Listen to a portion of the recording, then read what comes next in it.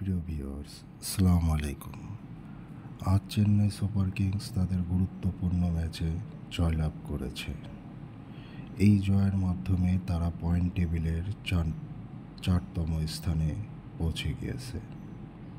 খেলা চলাকালীন সময়ে শার্দুল ঠাকুরের বলে মহেন্দ্র সিং ধোনি একটু আঘাতপ্রাপ্ত হন। শার্দুল ঠাকুরের বল ব্যাটসম্যানের ব্যাটের কোনায় লেগে মহেন্দ্র সিং ধোনির গ্লাভসে যে পৌঁছায়, কিন্তু বলটি সঠিকভাবে তিনি গ্লাভস বন্দি না করতে পারার কারণে তিনি তার আঙ্গুলে ব্যথা পান। এটা দেখে পুরো গ্যালারিতে ধোনির যত ভক্তরা ছিলেন তারা স্তব্ধ হয়ে যান।